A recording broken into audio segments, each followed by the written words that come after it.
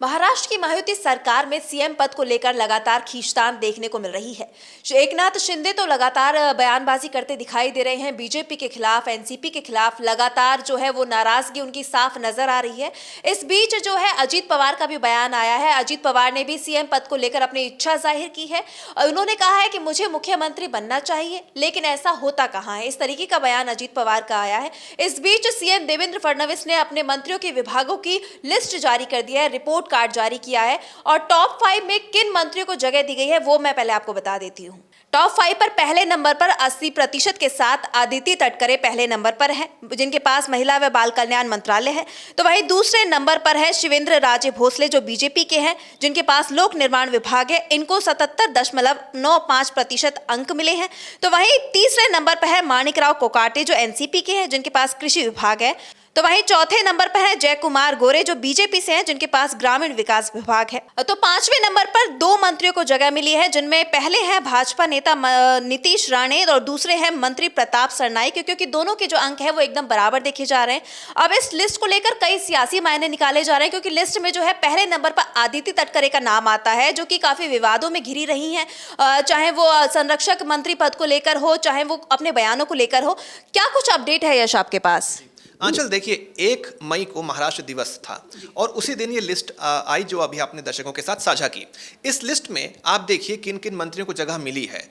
सबसे पहले आप ये याद कीजिए कि जब महाराष्ट्र चुनाव के नतीजे आए थे आंचल, तब से एकनाथ शिंदे की बात करें, अजित पवार की बात करें, उनको लेकर कहीं ना कहीं कहा जा रहा था कि वो इस बार सीएम बन सकते हैं। शिंदे को लेकर कहा जा रहा था कि वो दोबारा सीएम बनेंगे क्योंकि उनके चेहरे पर चुनाव लड़ा गया और कहीं ना कहीं उनके कार्यकाल के दौरान जो लाडकी बहन योजना आई थी उसका बहुत बड़ा योगदान रहा महायुति को जीत दिलाने में। लेकिन कहीं ना कहीं बीजेपी ने महायुति को एकनाथ शिंदे को ठेंगा दिखाने का काम किया और उनको सीएम पद नहीं दिया।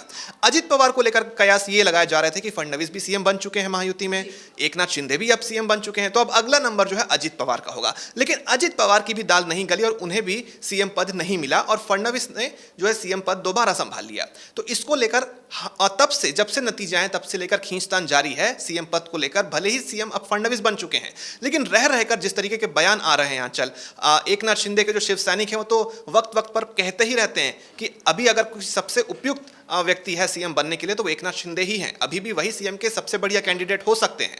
अजित पवार ने भी अभी इच्छा जाहिर की थी, जिसका आपने जिक्र किया अभी, कि मैं भी सीएम का अच्छा दारोमदार निभा सकता हूं, ये उन्होंने कहा था। तो कहीं ना कहीं आप देखिए, भले ये लोग साथ में मिलकर सत्ता के उसमें लालच में भले सरकार भले चला रहे हों सत्ता की इच्छा के लिए, लेकिन कहीं ना कहीं तीनों के मन में ये इच्छा है कि जो सीएम पद की जो कुर्सी है, जो सीएम की कुर्सी है, वो मेरे हाथ में रहे।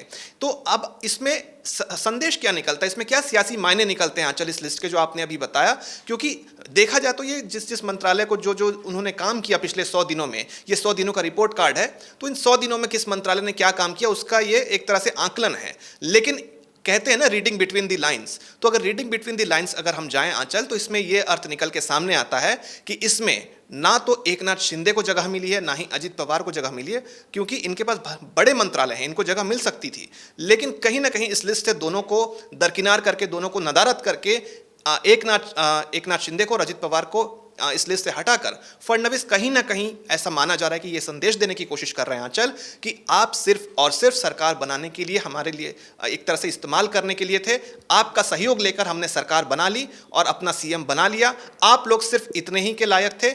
आप ये मत उम्मीद कीजिए कि हम आपको इस लिस्ट में भी जगह देंगे, क्योंकि आप देखिए अजित पवार जिस तरीके से दावा कर रहे थे, एकनाथ शिंदे दावा कर रहे थे, तो उन सभी दावों को एक तरह से इन्होंने ठेंगा दिखाने का काम किया और ये बताया है कि आप लोग सिर्फ और सिर्फ जो है हमारे लिए एक मोहरा थे और हमने पहले तो आपकी पार्टी को तोड़ा और अब जब आप लोग इस उम्मीद में बैठे हैं कि सीएम पद आपके पास आएगा या आप पार्टी के अंदर जो बीच बीच में घमासान की खबरें आती हैं उन सबको इन्होंने दरकिनार करते हुए कहा कि आपका रोल अब बस इतना है कि जो सरकार चल रही है महाराष्ट्र में उसको चलाने में हमारे सहयोगी बने रहें, इससे ज़्यादा और किसी चीज़ की उम्मीद ना रखें। जी बिल्कुल, लेकिन यश अगर बात की जाए जिस तरीके से इस लिस्ट से शिवसेना को और अजीत पवार को किनारे लगा दिया गया है, तो क्या ऐसे में अजीत पवार कोई बड़ा कदम उठा सकते हैं? हाल ही में आप याद कीजिए आंचल, शरद पवार जो कि चाचा हैं अजित पवार के, पिछले साल उनका जन्मदिन था, वहां तो अजित पवार उनसे मिलने गए, बर्थडे विश किया। वो कह रहे थे, उन कयास तो तब भी लगाए जा रहे थे कि हाँ पर्दे के पीछे कोई बड़ा खेल हो रहा है, बर्थडे। दोनों के बीच नजदीकियां बढ़ती हुई दिखाई दी। जी बिल्कुल, दोनों के बीच नज़दीकियां बढ़ती हुई उस समय भी दिख रही थी, लेकिन हाल फिलहाल का एक वाकया और भी है। 1 मई को अजित पवार एक बड़ा कार्यक्रम आयोजित करते हैं महाराष्ट्र दिवस के दिन, और जितने भी पूर्व मुख्यमंत्री रहे हैं महाराष्ट्र के, उनको इन्वाइट करते हैं। उसमें जो है देवेंद्र फडणवीस हो गए, एकनाथ शिंदे, सब आए थे। लेकिन सबकी निगाहें इसी चीज़ पर रहीं कि शरद पवार इस बार आएंगे कि नहीं आएंगे, और आएंगे तो ये एक ऐसा मौका होता जिसमें अजित पवार पहली बार शरद पवार का सार्वजनिक रूप से सम्मान कर रहे थे। एक और बात आपको याद दिलाना चाहूंगा आंचल, हमारे दर्शकों को भी याद होगा कि अजित पवार ने कुछ दिन पहले एक बयान दिया था शरद पवार को लेकर। उन्होंने कहा था कि शरद पवार मेरे लिए भगवान के समान है। तो ये बयान कहाँ इशारा कर रहे हैं आंचल? बिल्कुल इसी ओर इशारा कर रहे हैं कि कहीं ना कहीं जो सरकार की जो नीतियां हैं, जिस तरीके से योजनाएं बंद कर रही है महायुति की सरकार, लाडकी बहन योजना के लिए जो वादा किया गया था वो वादा नहीं निभा रहे हैं, वो अमाउंट महिलाओं को नहीं मिल रहा है। और भी जो योजनाएं जो एकनाथ शिंदे के कार्यकाल के दौरान लाई गई थी, उनको या तो उनकी राशि को कम किया जा रहा है, उनके लाभान्वितों को एक तरह से कट शॉर्ट किया जा रहा है, या उस योजना को ही बंद किया जा रहा है। तो ऐसा माना जा रहा है आंचल कि कहीं ना कहीं अजित पवार इस चीज़ से नाराज हैं, और उनको ऐसा लग रहा है कि इससे उनकी पार्टी की भी जो साख है, जो इज्जत है, वो कम हो रही है। भले ही बीजेपी वो डिसीजंस ले रही हो, लेकिन अजित पवार ये सोच रहे हैं कि कहीं ना कहीं इससे मेरी साख कमजोर हो रही है। तो कहा यह जा रहा है कि अब जो एनसीपी है, जो अजित पवार की एनसीपी है, वो कहीं ना कहीं कुछ और संभावनाएं तलाशने के लिए अपने चाचा जी के पास जा रही है। और इस बीच सुप्रिया सुले का भी बयान सामने आया था कि अगर दोनों एक हो जाते हैं तो इससे बेहतर और क्या हो सकता है, इससे अच्छा और कुछ नहीं हो सकता। तो कहीं ना कहीं दूसरी संभावनाएं तलाशते हुए भी नजर आ रहे हैं अजित पवार। तो इसके ये भी मायने निकलते हैं आंचल कि अगर महायुति में इसी तरह की जो खटपट है वो चलती रही, तो हो सकता है कि जो कयास जिस दिन से सरकार का गठन हुआ है तब से जो कयास लगाए जा रहे हैं, वो कयास किसी दिन सच होते हुए भी नजर आ सकते हैं। आदित्य तटकरे को विभागों की लिस्ट में टॉप पर रखा गया है, तो ऐसा इस लिस्ट के क्या मायने निकाले जा रहे हैं? क्योंकि आदित्य तटकरे का नाम आप चाहें तो संरक्षक मंत्री की जो पद था उसको लेकर भी सामने आ रहा था विवादों में, तो इसके क्या मायने निकाले जा रहे हैं? आंचल देखिए, आदित्य तटकरे जो हैं, ये पहले पालक मंत्री थी, रायगढ़ में इनको नियुक्त किया गया था। लेकिन एकनाथ शिंदे कहीं ना कहीं दबाव बनाने की कोशिश कर रहे थे, और ये वो वक्त था जब फडणवीस विदेश में थे। तो इन्होंने दावा किया कि अगर रायगढ़ में कोई पालक मंत्री बनता है, एकनाथ शिंदे का कहना था कि तो वो शिवसेना का ही बनना चाहिए। तो उस वक्त उन्होंने फडणवीस ने वहां तत्काल प्रभाव से आदित्य तटकरे को हटा दिया था।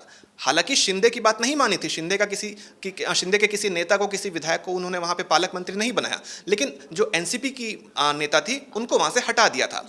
लेकिन अब आप देखिए, आदित्य तटकरे को ही सबसे ज़्यादा अंक मिले हैं, 80% अंकों के साथ वो पहले नंबर पर काबिज हैं। अब इसके क्या सियासी मायने निकलते हैं आंचल? तो इसका यही निकलता है कि वो एनसीपी के नेता हैं, और इस समय अजित पवार जो हैं वो इधर उधर संभावनाएं तलाशते हुए नजर आ रहे हैं। जैसा कि अभी मैंने पिछले जवाब में भी जिक्र किया कि अपने चाचा से जो है अपनी जो मुलाकात है उसको उन्होंने बढ़ा दिया है, मेल जोल बढ़ा दिया है। और इसको लेकर महाराष्ट्र के सियासी गलियारों में ये चर्चा तेज है कि कहीं ना कहीं महायुति की जो योजनाएं हैं, जो नीतियां हैं, और पुरानी सरकार की जो योजनाएं थी उसको ठप करने का जो काम कर रही है सरकार, और जो दलीलें वो दे रही है कि हम योजनाएं इसलिए बंद कर रहे हैं क्योंकि हमारे पास फंड की कमी है, या फिर इसमें कुछ गलत आवेदन आ गए थे।